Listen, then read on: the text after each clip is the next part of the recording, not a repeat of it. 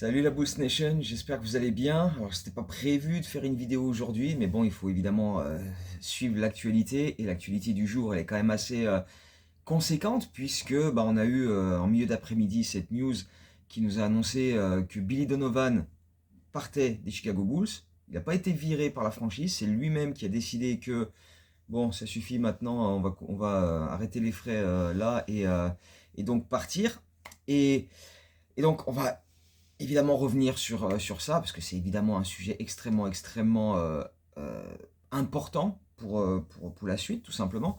Alors, on va pas le fêter comme j'ai fait les départs de Karnišovas et Eversley, hein, on va pas picoler, on va pas mettre de musique pour leur dire de se barrer et se prendre des restrictions sur YouTube à cause de ça, parce que voilà, c'est pas la même chose. Mais voilà, déjà, revenons sur la dernière vidéo que j'ai fait.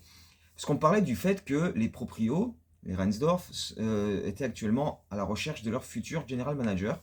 Et on a eu des infos là, justement, en début de semaine, de la part de Shams Charania, qui a tweeté une liste de 6 noms de gens que les Bulls ont eu l'autorisation, via leurs franchises respectives, de, de, de, de passer des entretiens avec eux et voir qui pourrait être éventuellement le prochain general manager. Alors on reviendra sur cette liste un peu plus tard dans la vidéo, mais ce qu'on disait aussi dans cette dernière vidéo, c'est que ces mêmes proprios avaient quasiment imposé Billy Donovan à ce futur general manager.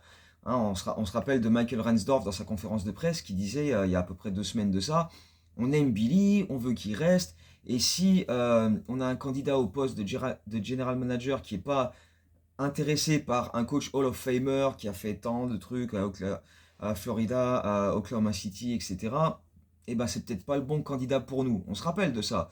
Donc ça avait un peu refroidi tout le monde, et, euh, et pas par rapport aux compétences en elles-mêmes de Billy Donovan, mais surtout par rapport au fait que le futur general manager, il arrive, il a déjà les mains liées, quoi. Tu vois, il a pas énormément de liberté, son champ d'action est limité tout de suite, tu lui mets déjà des barrières et des restrictions, donc tout de suite, ça attire moins comme challenge, quoi. Quand tu pars d'une franchise où tu as tes responsabilités et tu arrives là et tu en as moins, c'est peut-être moins intéressant, quoi, tu vois. Euh, et donc cette déclat, elle a surtout mis Billy Donovan dans une situation délicate aussi, parce que on sait que c'est pas dans son caractère d'être au centre de l'attention, d'être en pleine lumière, etc. Et quand tu dis à tes futurs candidats que Billy Donovan est là et il reste, tu mets aussi Billy Donovan dans l'embarras. Parce que, en vrai, il y a pas mal de coachs qui se sentiraient un peu intouchables avec une déclaration pareille. Les proprios de la franchise te disent on t'aime bien, tu bouges pas, et peu importe le GM qui arrive, tu bougeras pas. Tu peux te dire ouais, je me sens bien, tu vois, mon boulot il est sécurisé, je suis tranquille. Sauf que Billy Donovan, il l'a plutôt vu dans l'autre sens, et enfin, lui, il veut pas de cette situation où il serait intouchable et où, dès le départ, sa relation avec le futur general manager serait un peu tronquée, tu vois. Billy Donovan, c'est pas le genre à voir un general manager arriver et dire bah écoute, hey, mon coco, voilà, je suis là, donc démerde-toi parce que tu peux rien faire et tu peux me dire ce que tu veux, moi je bougerai pas, tu vois. C'est pas son caractère, on le sait, c'est pas sa mentalité. Et surtout, Billy Donovan, il sait que c'est pas ce qui est bon pour la franchise et c'est pas comme ça que ça doit se passer, quoi. Donc lui, il a décidé de lui-même de ne pas être un problème et ne pas être un frein pour la recherche du futur general manager en disant ok, voilà, pas d'inquiétude à avoir, moi je serai pas là, donc le prochain general manager il peut arriver, choisir le coach qu'il veut, c'est beaucoup mieux pour lui, pour la franchise, pour tout le monde, pour tout le monde, et aussi pour Billy, parce que là encore, tu retournes à la dernière vidéo que je disais que à moins que lui-même décide de partir, voilà, c'est, c'est- ça pouvait pas se régler d'une bonne manière. Et donc voilà, Billy Donovan a décidé de lui-même de partir, de passer à autre chose. Euh, et je pense qu'il a eu ça aussi dans un coin de sa tête au moment de décider de partir, parce que il s'est aussi passé énormément de choses pour lui. Voilà, on sait que Billy il a vécu une saison extrêmement compliquée sur le plan émotionnel, sur le plan mental, sur le plan parce que déjà, tu as l'équipe à gérer au quotidien. Elle a été modifiée à moitié à la deadline, donc tu repars sur voilà, apprendre à connaître la moitié de ton roster. Euh, mettre des situations en place pour essayer de maximiser leurs capacités, etc. Créer des nouveaux systèmes, des nouvelles habitudes et attitudes en défense, en attaque, etc. Donc remodeler quasiment tout, alors que ça fait 6 mois que tu bosses sur un certain schéma avec, avec Vucevic, avec Ayo, avec Kobe, avec machin. Et là, t'as Rob Dillingham qui arrive, t'as Nick Richards, t'as Anthony Simmons, t'as Jaden Ivey. Tu dois tout refaire. C'est plus du tout la même manière de jouer, c'est plus du tout la même manière de défendre, etc. Tu dois tout changer. Tout changer. Et dans cette même période, donc entre la deadline et la coupure All-Star, il y a tout ça à faire. Donc c'est déjà énormément de boulot. Et en plus de ça, il a perdu son papa, il a perdu sa belle-mère. Et donc en l'espace de 2 semaines, tout ça. Là, la charge sur la tête, là, c'est... Je sais pas si on se rend compte vraiment, mais c'est énorme. C'est énorme. Là, tout ce que tu prends, tout ce que tu vois, essayer de mettre de côté pour continuer à avancer dans ton taf, c'est extrêmement, extrêmement compliqué à gérer. Sur le plan émotionnel, sur le plan de tout ce que tu veux. Donc, je pense que là, à la fin de la saison, Billy, il était au bout du rouleau. Il a fait, bon, là, j'ai besoin de souffler. Et si en plus, ma franchise, elle me met dans une situation de porte-à-faux vis-à-vis du futur general manager, j'ai pas besoin de ça. Non, laisse-moi aller tranquillement dans mon coin et ça ira mieux comme ça, quoi. Parce qu'honnêtement, moi je pense que quand Michael Reinsdorf a dit cette déclaration comme quoi si le prochain GM aime pas Billy Donovan, c'est peut-être pas notre prochain GM, euh, je pense que Billy, ça l'a mis un peu dans l'embarras, parce ça l'a plus mis dans l'embarras que vraiment renforcer son statut de head coach, machin et tout. Et donc je pense que déjà, c'est très bien pour lui d'avoir fini la saison, d'avoir été là jusqu'au bout, après en bien ou en pas bien, voilà. Mais il a fait le taf jusqu'au bout. Il a fait le taf jusqu'au bout. Après, tu peux dire bien, pas bien, ça c'est un autre débat, parce que tu peux, voilà, chacun aura son opinion sur ça. Tu peux toujours dire que c'était pas un top coach, machin, hein. Oui, et on l'a dit plein de fois. Franchement, Billy Donovan, il a plein de défauts, comme tous les coachs en NBA. Il n'y a personne qui est à 100% parfait, où il n'y a jamais rien à lui reprocher. Il a ses défauts. C'est pas un top coach, mais c'est pas un bidon non plus. C'est un coach moyen dans la ligue. Enfin, moyen peut-être, allez, moyen un peu plus, hein, genre 11,5 sur 20, tu vois, à peu près. Si tu veux vraiment faire une échelle comme ça. Mais euh, voilà, bien sûr, il a ses défauts, il est têtu sur certains trucs, il les changera jamais. Moi, je sais clairement, il y a un truc qui va pas me manquer. C'est quand à chaque fois qu'il y a 2 lancers francs pour un adversaire, il prend un temps mort entre les 2 lancers francs pour couper le rythme du shooter et le faire louper le deuxième. Et ça a dû marcher 2 fois en 6 ans, tu vois. Ça, par contre, ça c'est clair, ça va pas me manquer.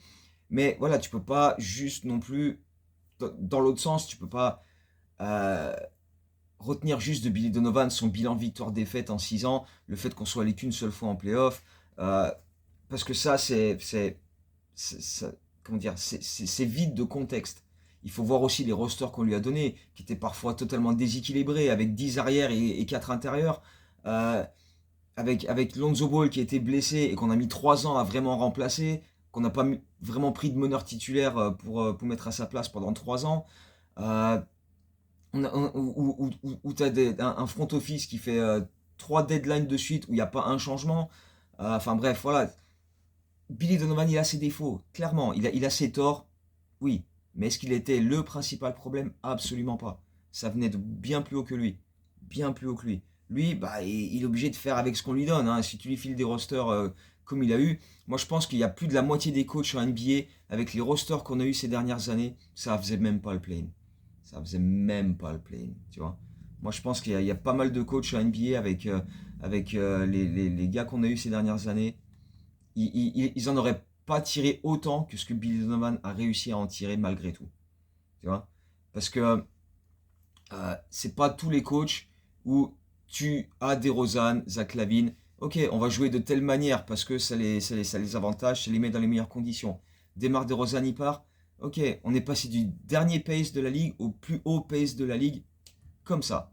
Et non, ça se fait pas comme ça. C'est pas n'importe quel coach qui fait ça comme ça. Et donc voilà, il faut quand même aussi donner un peu de crédit à Billy Donovan parce que tout n'est pas noir, tout n'est pas beau. Il y a eu des trucs bien, il y a eu des trucs moins bien, comme tous les coachs dans le monde. Mais voilà, dire que c'est bidon, voilà. C'est sûr, on peut gueuler sur certaines rotations, sur certains trucs. Et on l'a fait, on l'a fait. Ça, il n'y a pas de problème. Mais voilà, moi, c'est pour ça que il y a quand même une part de respect à lui donner. Et c'est pour ça que je ne fête pas son départ de la même manière que j'ai pu fêter ceux de Karnichova et Eversley, qui eux, par contre, ont totalement chié dans la colle du début à la fin. Ont eu des déclarations lunaires, arrogantes, en moquant la fanbase, en leur disant ah, vous allez voir ce qu'on va faire cet été, et tu signes Torrey Craig et Javon Carter, enfin, voilà, où on te dit on n'est pas satisfait de la médiocrité, mais on est au milieu comme ça pendant des années et des années. Tu vois, Billy Donovan, il n'a pas fait ça. Il n'a pas fait ça. Billy Donovan, il a fait ce qu'il pouvait avec ce qu'on lui a donné. Et cette année, plus que les autres, avec tout ce qui s'est passé autour, franchement, respect, coup de chapeau. Et voilà, voilà. Je reste content de son départ, mais pas parce que j'ai dit que Billy Donovan, c'était un bilan. Non, je reste content parce que c'est le meilleur moment. C'était nécessaire à l'heure actuelle que Billy Donovan parte. Là, comme ça, avec ça, on a un vrai changement radical et total. C'est pas juste, ouais, on change de general manager. Non, non, non, non. General manager, VP des opérations de basket, peu importe. Coach, coaching staff. On a 4 pics à la prochaine draft. On a beaucoup de sous cet été pour la free agency.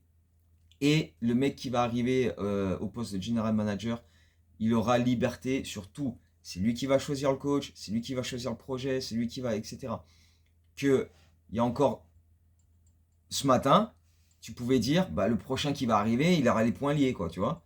Il va arriver, bon, bah, tu peux pas choisir ton coach parce qu'on garde Billy, on l'aime bien. Voilà, là, maintenant, non, feuille blanche totale.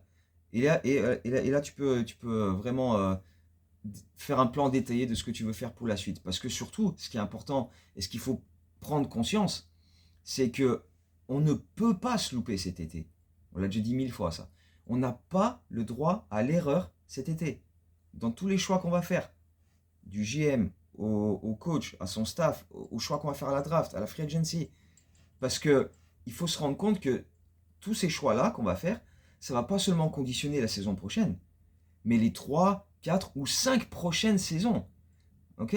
Et si on veut pas que ces 4 ou 5 prochaines saisons, elles soient comme les 4 ou 5 qu'on vient de se farcir, il n'y a pas le droit à l'erreur. On ne peut pas se tromper. Le GM, il faut prendre le bon. Le coach, il faut prendre le bon. Le staff, il faut prendre le bon. Le staff médical, à un moment, il va falloir en parler aussi. Hein? Dehors tous ces clampins. Et on met des types qui savent ce que c'est qu'une vraie blessure, qui savent la déceler, qui savent la soigner, tu vois. Ça aussi, ça sera important. Mais bon, ça viendra après. Déjà, le plus important maintenant, c'est le general manager. Et donc, comme je disais en début de vidéo, lundi, on a eu un tweet de Shams qui nous a donné une liste de 6 noms que les Bulls ont été autorisés à contacter et à discuter avec pour voilà, essayer de déterminer qui sera le prochain general manager de la franchise. Donc, dans cette liste, on a Matt Lloyd, qui est actuellement à Minnesota. On a Dennis Lindsay qui est aux Pistons. On a Bryson Graham qui est des Hawks. Mike Gansey des Cavs.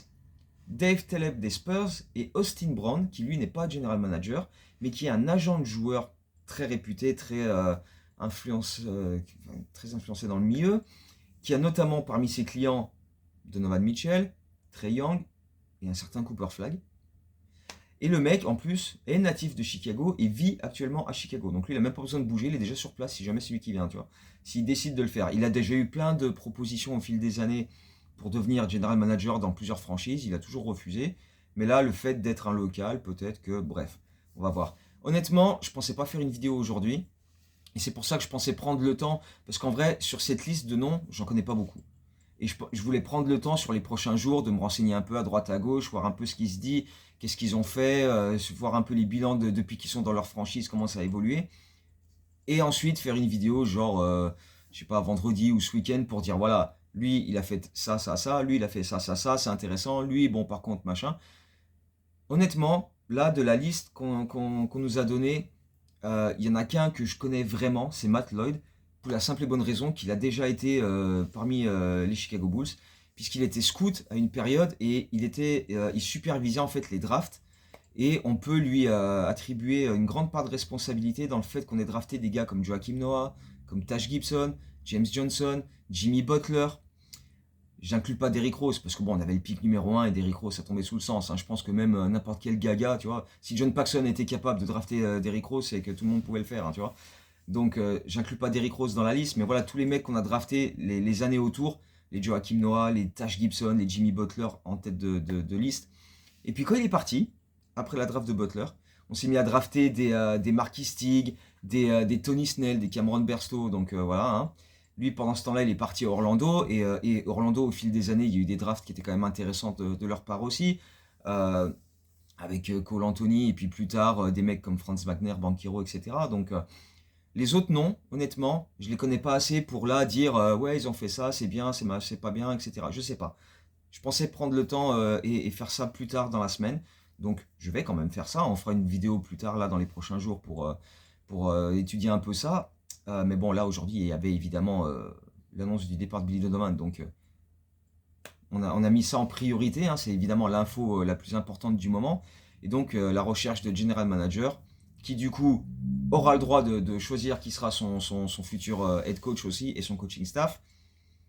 On aura le temps de regarder ça un petit peu plus tard. Donc, ce qui est sûr, c'est que Billy Donovan a fait un choix un petit peu pour... Bon, je ne sais pas si on peut dire qu'il a sauvé les Bulls, mais en tout cas, il leur enlève une belle épine du pied, ça c'est clair et net. Parce qu'il lui, il voulait pas se mettre au milieu en disant moi je veux pas conditionner la recherche du futur general manager en étant là et lui il arrive et il peut pas me bouger. Non, moi ça me convient pas.